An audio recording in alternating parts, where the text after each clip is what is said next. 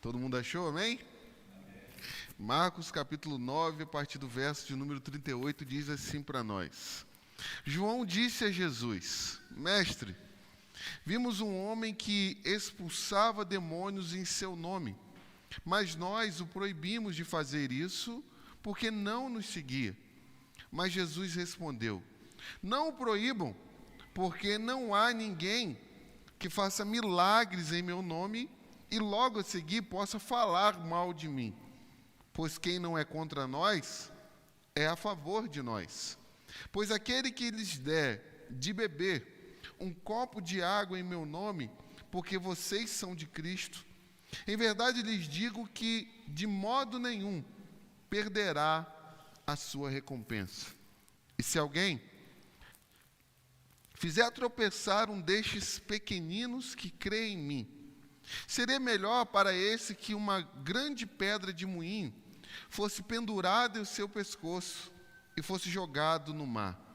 E se a sua mão leva você a tropeçar, corte-a, pois é melhor você entrar aleijado na vida do que tendo as duas mãos ir para o inferno, para o fogo que nunca se apaga, onde não lhes morre o verme, nem o fogo se apaga. E se o seu pé leva você a tropeçar, corte-o, pois é melhor você entrar na vida aleijado do que tendo os dois pés ser lançado no inferno, onde não lhes morre o verme, nem o fogo se apaga.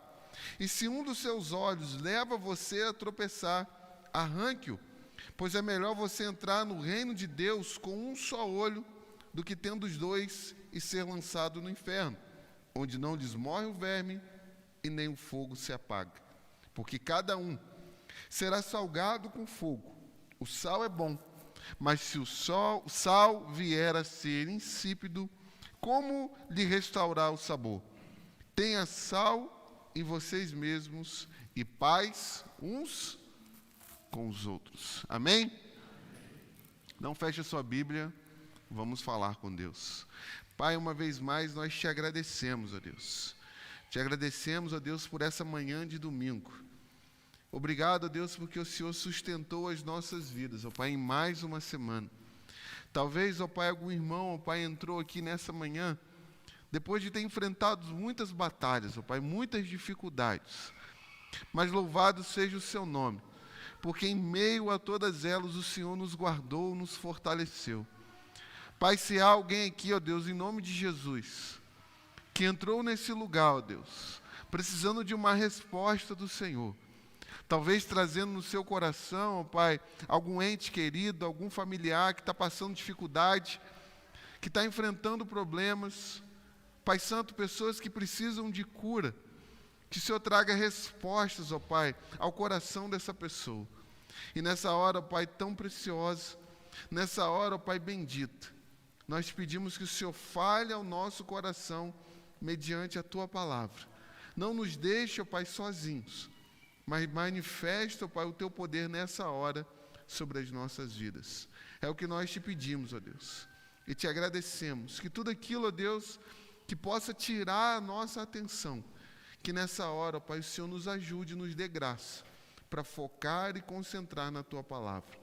É o que nós te pedimos, ó Pai, em nome de Jesus. Amém. Meus irmãos, o reino de ponta cabeça, a parte 2. Eu e você, meus irmãos, precisamos ter a certeza de que a manifestação do Filho de Deus, a chegada de Jesus a esse mundo, a aparição de Jesus no contexto do mundo daquela época, foi algo que trouxe uma revolução muito grande.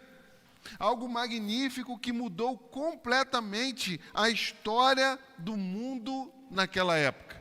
E se você parar para pensar e parar para refletir, talvez a vinda de Jesus, a chegada de Jesus, Jesus aparecer naquele mundo, foi um dos eventos mais importantes que já aconteceu nesse mundo. E se você parar para refletir e pensar também, quando Jesus chega nesse mundo, quando Jesus vem para esse mundo, Ele trouxe muitas mudanças que nós observamos até o dia de hoje. A chegada de Jesus trouxe uma revolução espiritual, preste bem atenção, meus irmãos, que o povo vivia numa cegueira tremenda. O povo já não mais conhecia quem era Deus. O povo já não sabia mais como se relacionar com Deus. Mas com a chegada de Jesus, a presença de Jesus, o ministério de Jesus, as palavras de Jesus e a própria pessoa dele, fizeram com que as pessoas entendessem espiritualmente o que era se relacionar com Deus. Mas preste bem atenção que a chegada de Jesus trouxe uma revolução física. E aqui é um ponto que a gente precisa destacar e prestar bem atenção. Quanto mais trevas existe no mundo e a falta de conhecimento de quem é a pessoa de Deus, mais a manifestação de Satanás, dos seus espíritos malignos, vai ficar evidente. Leia os evangelhos. Leia o ministério de Jesus e você vai observar o quanto de pessoas endemoniadas, o quanto de pessoas que precisavam ser exorcizadas, vamos dizer assim. Sabe por quê, meus irmãos? Onde há falta de conhecimento de Deus e cegueira espiritual, Satanás se manifesta. Então a chegada de Jesus trouxe uma revolução física no sentido de curar as pessoas, de libertar as pessoas dessa opressão. Mas observe comigo também que a chegada de Jesus trouxe uma revolução moral. Porque Jesus se assentava, ele tinha contato com as pessoas e ensinava as pessoas a maneira certa de viver a vida diante de Deus. Ele apontava o caminho, ele apontava a direção e levava todas as pessoas a viver uma nova vida diante de Deus. Isso tudo porque a chegada de Jesus trouxe uma revolução. Esse texto que está diante de nós, meus irmãos, Jesus vai continuar a mostrar para cada um de nós como devem ser os princípios e os valores que eu e você precisamos nutrir na nossa vida e na nossa caminhada diante de Deus. E mais do que isso, se eu e você somos discípulos de Jesus, eu quero crer que nós somos, nós precisamos viver dessa maneira, diante dessas verdades e aplicando esses princípios para a nossa vida. Quem está comigo, diga amém. Amém, gente? Então, se a gente pudesse recapitular aquilo que nós vimos na semana passada, eu e você observamos juntos aqui, que diante da realidade de Jesus ensinar para as pessoas, que ele sofreria, que ele teria que passar por sacrifícios difíceis, que ele seria negado, ele seria entregue nas mãos dos homens, morreria e ao terceiro dia ressuscitaria. Enquanto Jesus estava ensinando isso, mostrando isso, deixando evidente isso, enquanto eles voltavam para Cafarnaum, o que os discípulos estavam discutindo no caminho? Quem lembra aqui? Quem era o maior? Na contramão de tudo aquilo que Jesus havia ensinado para eles. E por causa dessa falta de compreensão, Jesus, como mestre e responsável pela vida deles, se assentou e começou a ensinar os princípios e os valores do reino de ponta a cabeça. Do reino que era diferente, do reino que era completamente oposto ao reino desse mundo. E se você observar comigo, Jesus ensinou para eles, sentado, junto deles, que no reino de ponta cabeça não existe espaço para o amor à grandeza. Não existe espaço para isso num reino do qual o seu Senhor diz para todos nós que ser grande é ser servo. Mas Jesus vai ensinar para eles também que no reino de ponta cabeça, aquele que é bem visto, aquele que tem proeminência entre os outros, aquele que é respeitado entre todos aqueles que fazem parte do reino, Não é aquele que é servido, mas aquele que serve a todos. Desde os mais simples, desde as pessoas mais comuns, desde aqueles dos quais o mundo às vezes desvaloriza. Servo e considerado no reino de Deus é aquele que serve as pessoas, até as mais simples.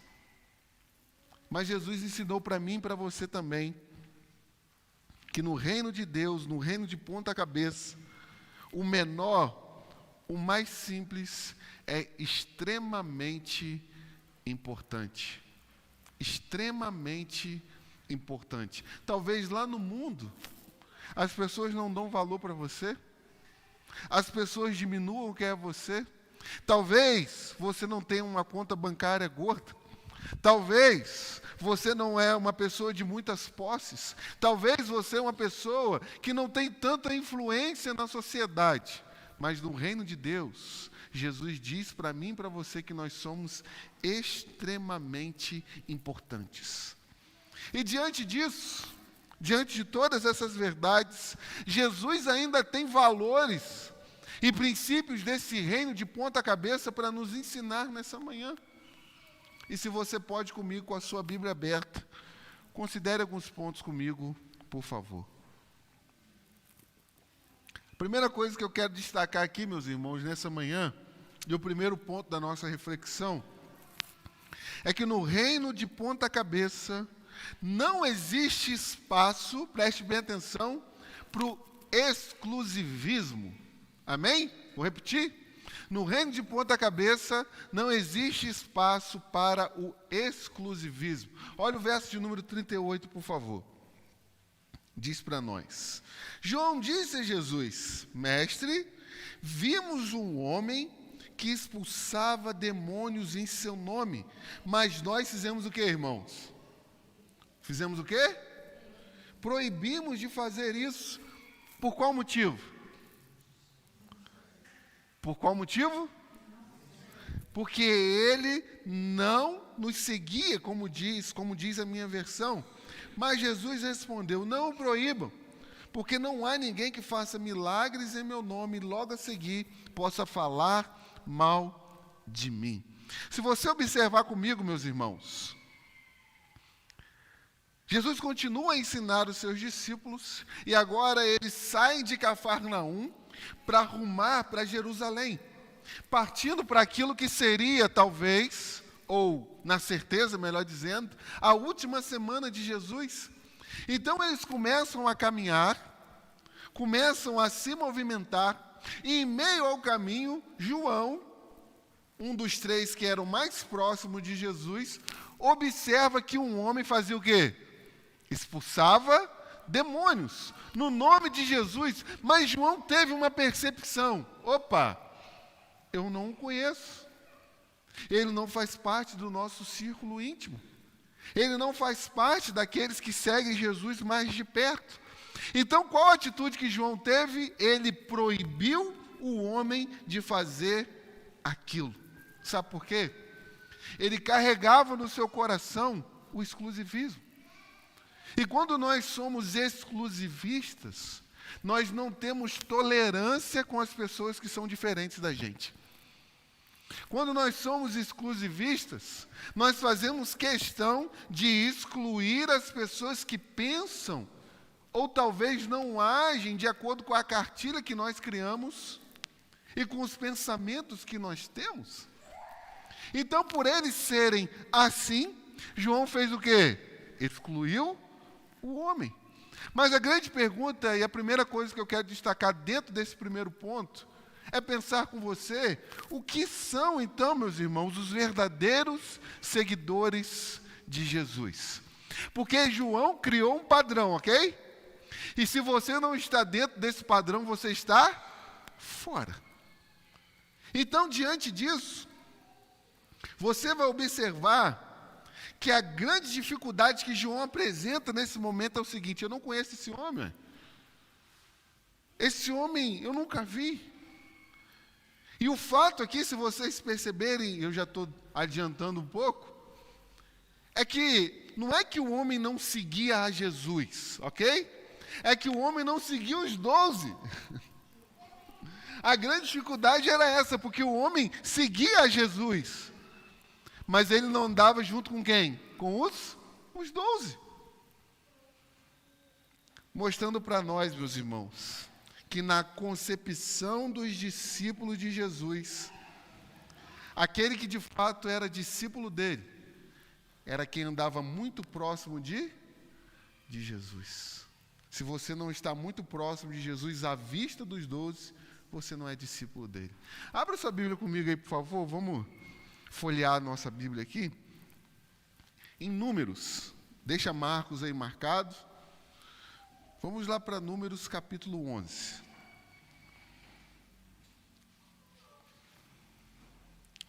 Números 11, a partir do verso 25.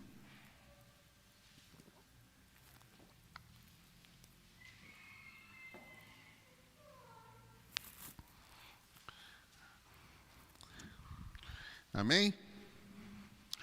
Esse texto diz assim para nós: Então o Senhor desceu na nuvem e falou com Moisés. E tirando do espírito que estava sobre Moisés, o pôs sobre aqueles 70 anciãos. Quando o espírito repousou sobre eles, profetizaram, mas isso nunca o que, irmãos? Se repetiu, aconteceu. Teve mais uma oportunidade disso acontecer mais uma vez. Mas olha o verso 26. Porém, 2 homens ficaram no arraial. Um se chamava Eldade e o outro Medade. O Espírito repousou sobre eles, porque estavam entre os inscritos, mesmo que não tivessem ido até a tenda, e profetizavam no arraial. Então um jovem correu e anunciou a Moisés: Eldade e Medade estão profetizando no arraial. Josué, filho de Num, auxiliar de Moisés, um dos seus escolhidos, respondeu e disse: Moisés, meu senhor, ordene que faça o quê, irmãos? Não, eu quero ouvir da igreja. Ordene que faça o quê? Parem com isso. Porém, Moisés lhe disse: você está com ciúmes de mim? Eu gostaria que todo o povo do Senhor fosse profeta, que o Senhor lhe desse o seu Espírito. Prestaram bem atenção? Como é semelhante esse relato daquilo que está acontecendo com Jesus? Deus havia tirado da porção do Espírito dele que estava sobre Moisés e havia colocado sobre os 70 anciãos. Mas isso nunca mais aconteceu do fato deles profetizarem. De repente, surge no arraial Eldade e Medade, que começam a profetizar. Porém, algumas pessoas que estavam com o quê? O que o texto diz? Estavam com o quê, irmãos? Ciúmes. Correram para Moisés e disseram: Moisés, impeça eles de fazer isso. Meus irmãos, aqui a gente tira uma grande lição para as nossas vidas. O Espírito Santo de Deus, o agir de Deus, o mover de Deus, a obra de Deus, ela não está retido tão somente às nossas vidas. Ela não está retido tão somente à denominação batista, e eu sou batista até a raiz. Nós precisamos entender que o agir de Deus, ele se move também na vida de outras pessoas. E às vezes a gente, com o que, irmão? Ciúmes, não consegue admitir que Deus está fazendo a sua obra em outro lugar.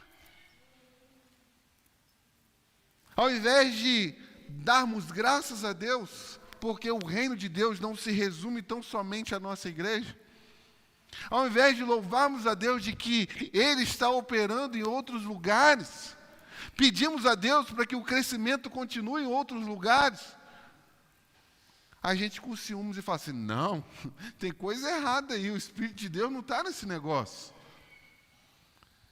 E vemos Jesus dizendo assim: tome muito cuidado, não impeçam, não proíbam.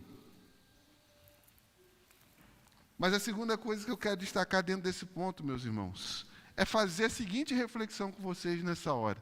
Afinal de contas, o que esse homem estava fazendo de errado? O que ele cometeu de errado?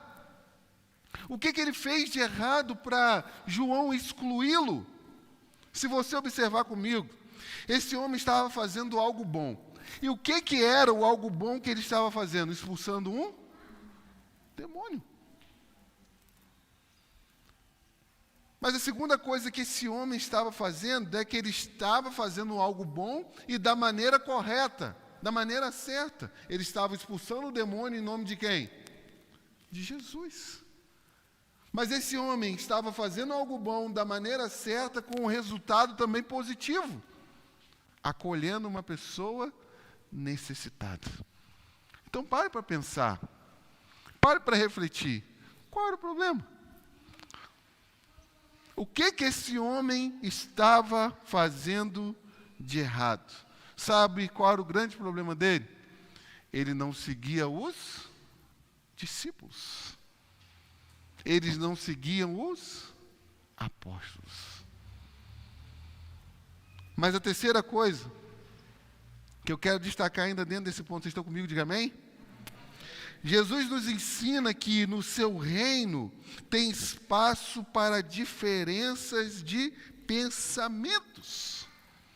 Eu e você precisamos aprender a respeitar os pensamentos diferentes dos nossos. Ah, que isso, pastor? Não, preste bem atenção, acalme o seu coração. Eu não estou dizendo que a gente vai aceitar o erro. Eu não estou dizendo que a gente deve ter comunhão com as pessoas que são hereges. Eu não estou dizendo, meus irmãos, que eu e você devemos aplaudir aquilo que é errado. Mas eu e você precisamos aprender a analisar não as motivações, mas passar a analisar o conteúdo. E aqui está o grande segredo. Sabe por quê? Quem de nós aqui tem capacidade de julgar motivações? Quem de nós aqui tem a capacidade de ir no coração do indivíduo, da pessoa, e dizer, olha, fulano está fazendo isso, mas ela está fazendo isso com a motivação errada? Quem de nós tem esse poder, essa capacidade? Mas a única coisa que eu e você podemos julgar, perceber, e ter a noção de que aquilo está errado é quando nós julgamos o conteúdo. E o conteúdo, meus irmãos, não é aquilo que está dentro, mas aquilo que aflora. Aquilo que vem para fora. Se você perceber comigo, o apóstolo Paulo, em Filipenses capítulo 1, verso 16 e 18, ele vai dizer as seguintes palavras para nós. Aqueles, porém, pregam Cristo por o quê, irmãos? Vocês estão acompanhando comigo aqui? Aqueles, porém, pregam Cristo por interesse pessoal, não de forma sincera, pensando que assim podem aumentar o meu sofrimento na prisão. Mas Paulo vai dizer o quê? Mas o quê? Importa. Uma vez que, de uma forma ou de outra, que Cristo está sendo pregado, seja com fingimento, seja com sinceridade, também com isso me alegro, sim, sempre me alegrarei. O que Paulo está dizendo? Ele está pregando o que esse homem? A verdade. A motivação dele, eu tenho certeza que está errado. Mas quem que vai julgar ele por ter a motivação errada? Deus. O que cabe a mim, o que importa para mim é analisar o conteúdo. O que esse homem está pregando, gente? Cristo. Agora, a motivação, que, por exemplo, eu subo aqui nesse púlpito para pregar, quem vai julgar é quem? Deus. A motivação que eu subo aqui para ministrar o louvor, quem vai julgar é quem? O que cabe a nós é analisarmos o conteúdo. Às vezes a gente fica muito preocupado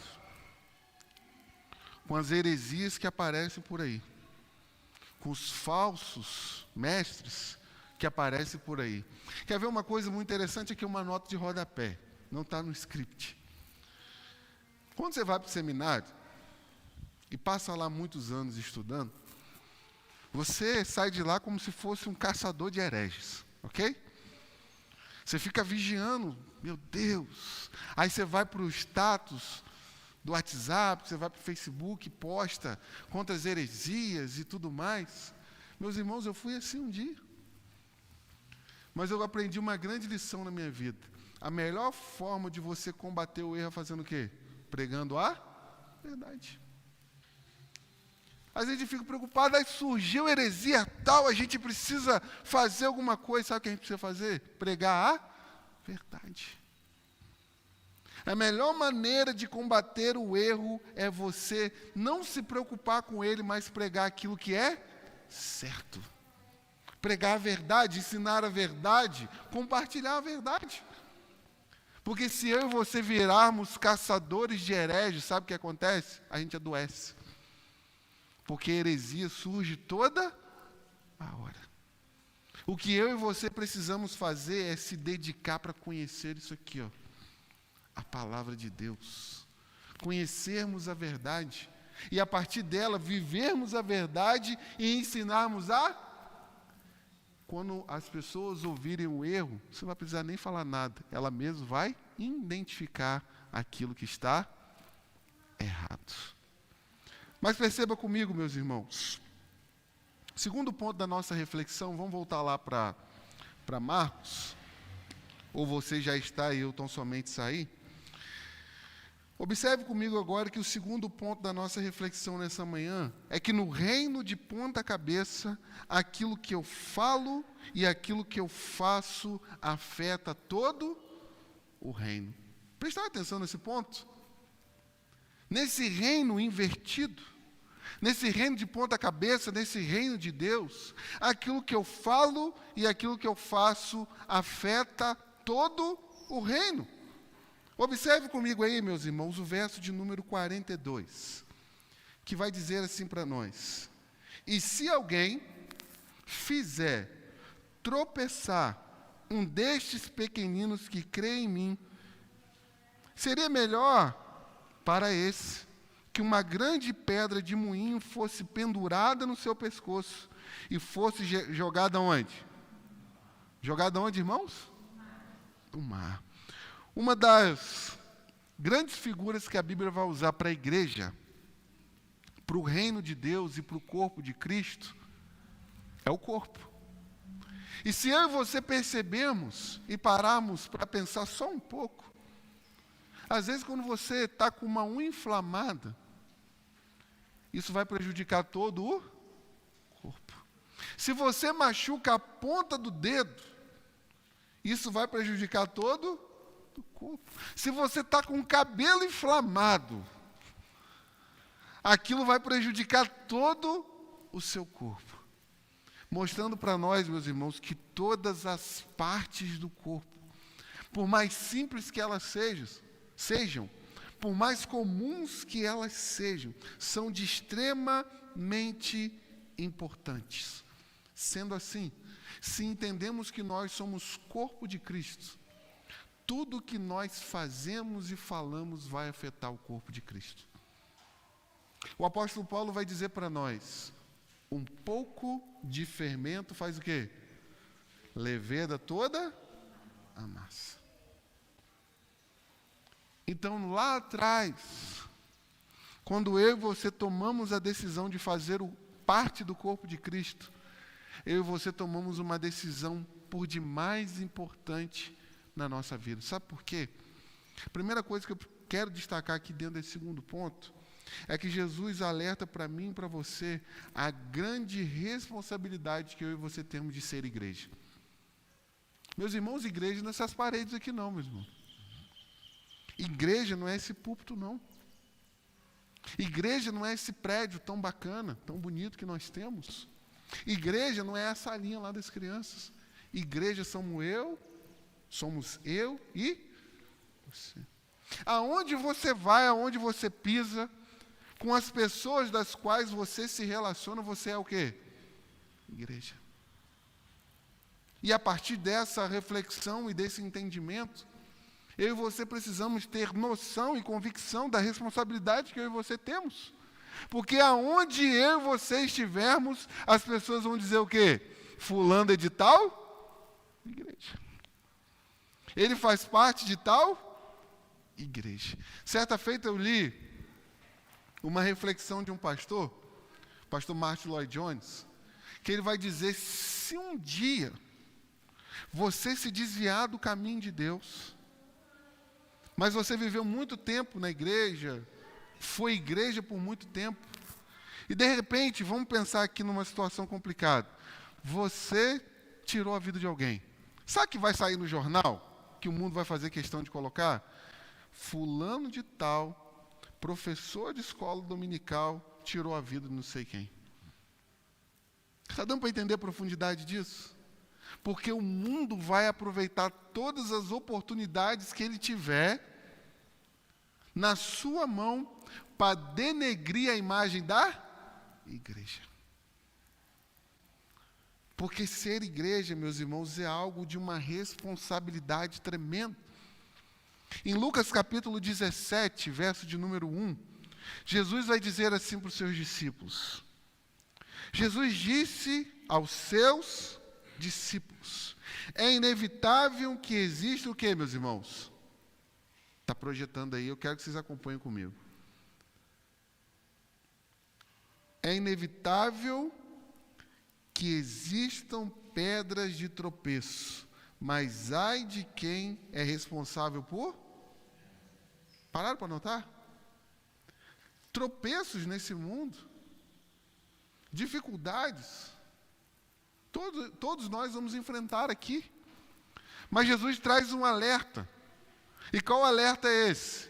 Vai haver tropeço, mas tome cuidado para você e eu não sermos essa pedra de tropeço. Não sermos aqueles que vão trazer alguma dificuldade para a vida dos outros cristãos, para o nome da igreja de Jesus Cristo. E sendo assim, meus irmãos, eu e você precisamos tomar muito cuidado com as nossas atitudes e com as nossas palavras. Sabe por quê? Jesus esclarece para nós e deixa claro para nós que a minha atitude e as palavras que eu tenho, ela pode inibir a fé de algumas pessoas. Mas ela não só pode inibir a fé de algumas pessoas, mas ela pode trazer dano à fé de alguém. Inibir, trazer dano, mas a atitude que eu e você tomamos, as palavras que eu e você proferimos, pode ser motivo de algumas pessoas desviarem da fé. Agora perceba o que Jesus diz no verso 42 comigo, mais uma vez.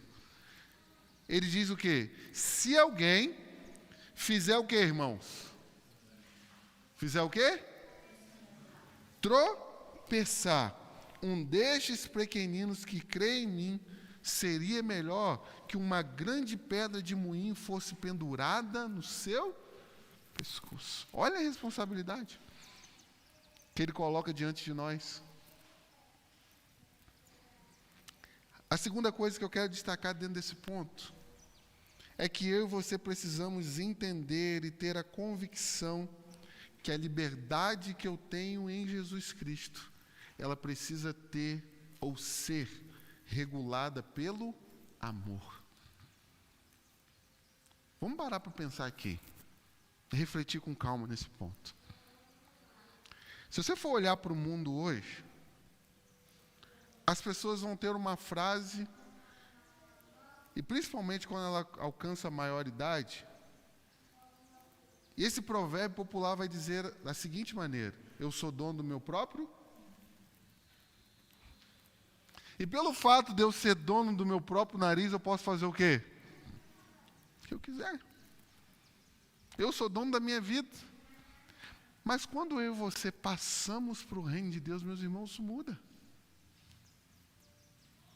Porque todas as atitudes que eu tenho, tudo aquilo que eu falo, vai afetar o reino de Deus. O apóstolo Paulo ele vai dizer uma coisa que é importantíssima para nós nessa manhã. Que nós somos pessoas completamente livres. ele vai dizer que tudo me é lícito, permitido, mas nem tudo me convém. Meus irmãos, tudo me é permitido, sabe por quê? Porque desde o momento que eu entreguei minha vida para Jesus, o Espírito Santo encheu o meu coração da sua presença, eu nasci de novo, nenhuma coisa mais me torna escravo dela. Todavia, eu preciso entender que nem todas as coisas que existem no mundo convêm para quem? Para mim. Convém para minha casa, convém para minha família, convém para minha comunidade de fé. E o princípio que deve governar todas essas coisas, sabe o quê? O amor. Porque eu sou mais forte na fé, eu não posso desconsiderar aquele que é fraco. Se aquilo que eu faço, por mais que eu saiba que não há problema nenhum, mas que afeta outras pessoas que são fracas, o que eu faço? Me guardo. Ou não faço questão de expor aquilo que eu estou fazendo. Está dando para entender? Deixa eu tornar isso mais claro. Gálatas capítulo 5, verso de número 13. O apóstolo Paulo vai ensinar assim para nós. Porque vocês, irmãos, foram chamados ao quê, irmãos? Chamados ao quê? Liberdade. Mas não usem a liberdade para dar ocasião ao quê? À carne. Pelo contrário, sejam servos um dos outros. Aí está a palavrinha que eu trouxe para vocês. Pelo amor. O que deve regular a minha liberdade em Jesus Cristo é o amor que eu tenho pelo meu. Se eu sei, olha só isso aqui, gente, que essa atitude vai prejudicar o meu irmão, por causa do amor, eu faço o quê? Deixo de fazer. Deixo de cometer. Deixo de agir dessa maneira. Um discurso como esse hoje, meus irmãos, não é nada palatável. Porque existe um provérbio no mundo que diz quais palavras? Repito comigo mais uma vez. Eu sou dono do meu próprio nariz. Mas eu louvo a Deus pela palavra. Porque você pode sair daqui chateado comigo. Mas eu preguei a palavra de Deus. Mas a grande questão que a gente precisa pensar e refletir nesse momento, caminhando para o final desse sermão, e para o terceiro ponto, é que no reino de ponta cabeça, último ponto da nossa reflexão, no reino de ponta cabeça, os meus desejos precisam se submeter à vontade de quem? De Deus. A partir do verso 43, Jesus vai falar, ele vai mudar agora a perspectiva, de nós tomarmos cuidado para não virar pedra de tropeço para outras pessoas. Agora ele muda a partir do verso 43, para que eu e você mesmo não tropeçamos. Ele vai trazer 3 figuras. Cuidado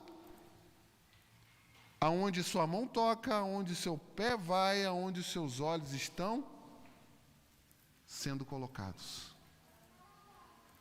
Mostrando para nós que esse reino de fato é completamente diferente do mundo. Sabe por quê?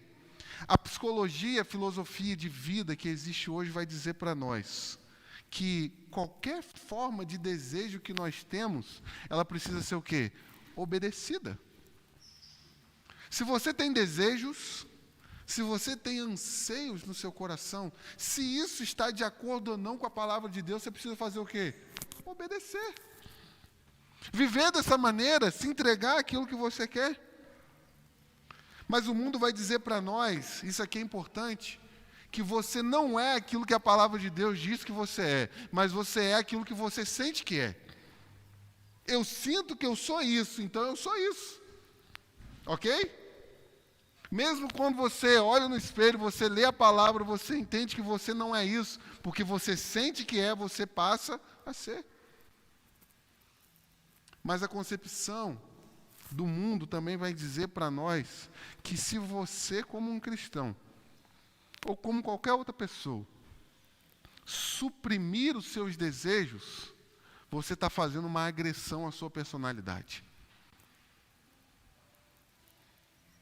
Sendo assim, meus irmãos, para caminhar para o final, Jesus ensina para mim e para você que a gente precisa tomar muito cuidado. Muito cuidado. Quando eu digo nós, eu me incluo também, irmãos. Aí precisa tomar muito cuidado. Eu e você precisamos tomar cuidado com aquilo que nós estamos fazendo. E quando a gente olha a figura da mão, são obras, atitudes que nós tomamos. Mas ele vai descer um pouco mais e vai mostrar para nós que eu e você precisamos tomar cuidado aonde nós estamos, o que, irmãos? Indo. Se o seu pé faz você tropeçar, faz o que com ele? Forte. Mas ele vai mostrar para nós também que eu e você precisamos tomar muito cuidado para onde nós estamos olhando. O que nós estamos vendo, e esse cuidado precisa ser tomado, porque aquilo que nós fazemos, onde nós vamos e aquilo que nós olhamos pode desviar o nosso caminho do céu.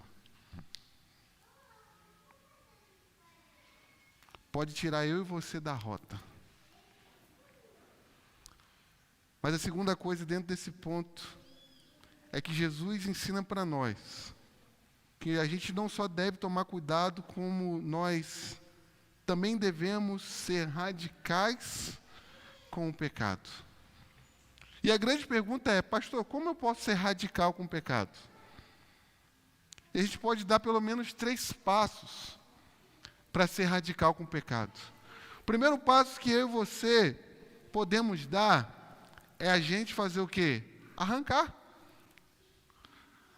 Aí só não podemos ser literais, né? Porque Jesus não está falando de você arrancar um membro do seu corpo, mas você cortar o mal cortar o mal o quê, meus irmãos? Raiz.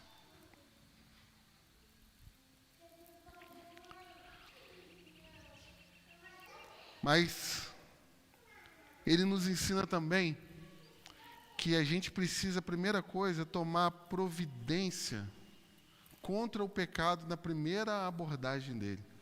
Vamos para um lado um pouco mais prático, espiritual aqui. Todo mundo que está aqui tem dificuldades, em alguma área, ok? O que Jesus está nos ensinando é que na primeira abordagem do pecado, primeiro sussurro de Satanás nos nossos ouvidos, você precisa fazer o quê? Cortar. O primeiro sinal de algum convite estranho da parte do diabo ao nosso coração, você precisa cortar na hora. Porque se aquilo entrar, começar a tomar volume, sabe o que vai acontecer? Nós vamos cair. Ele leva a gente a dar um segundo passo, e aqui é sério, principalmente para nós que já temos muito tempo na vida cristã. Não pense que você é forte demais. Não pense que às vezes quando a gente caminha muito tempo, a gente começa a olhar de cima, ok? Mas o que Jesus está falando com a gente é o seguinte, preste atenção, você não é forte demais. Tome cuidado. Não dependa da sua força, mas saiba que quem te fortalece é o Senhor. Não brinque com o pecado. Contra o diabo, a Bíblia vai falar assim com a gente, resista ao diabo. Mas com o pecado a Bíblia faz o quê? Fala o quê para a gente? Corre. Parou para perceber? Resistam ao diabo. Mas quanto ao pecado ele fala o quê? Corre. O que José fez, meus irmãos? Ele não era um homem piedoso? Ele não poderia dizer, não, está tudo tranquilo aqui. Está tudo, como diz os jovens, está tudo dominado aqui. Mas o que ele fez? Correu. E o último passo que eu e você precisamos dar, vamos ficar de pé para a gente encerrar?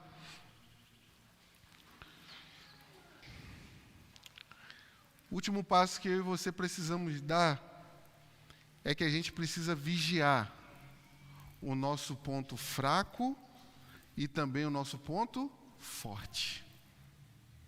Cada um de nós aqui tem um ponto fraco Mas cada um de nós aqui tem um ponto forte. Por que a gente precisa vigiar os dois? Porque o ponto fraco é um lugar que a gente precisa dar atenção. Mas o ponto forte é onde a gente acaba relaxando. E a palavra de Deus ensina para nós nessa manhã. No reino de ponta cabeça, vigie tanto o seu ponto fraco como o seu ponto forte.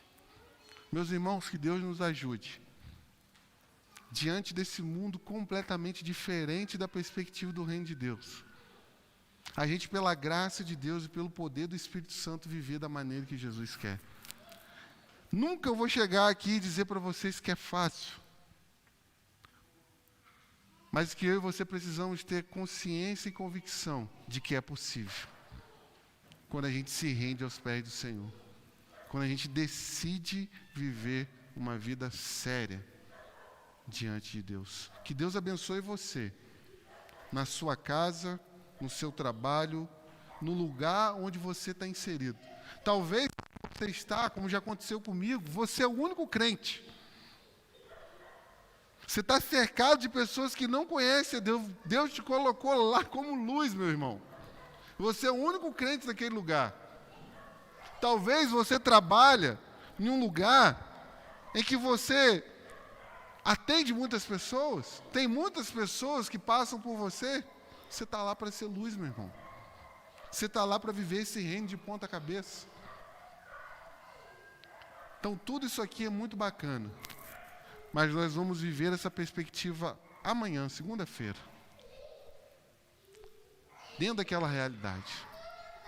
Amém? Pai, nós te agradecemos pela tua palavra, Deus. Obrigado, Pai, porque o Senhor nos dá condições, nesse momento, de refletir e aprender, Pai, aos teus pés. Obrigado porque a tua palavra é aquela que traz luz. E cada dia, Senhor, que nós vamos meditando nesse Evangelho de Marcos, nós vamos percebendo, Pai, o quanto nós precisamos ser discipulados pelo Senhor.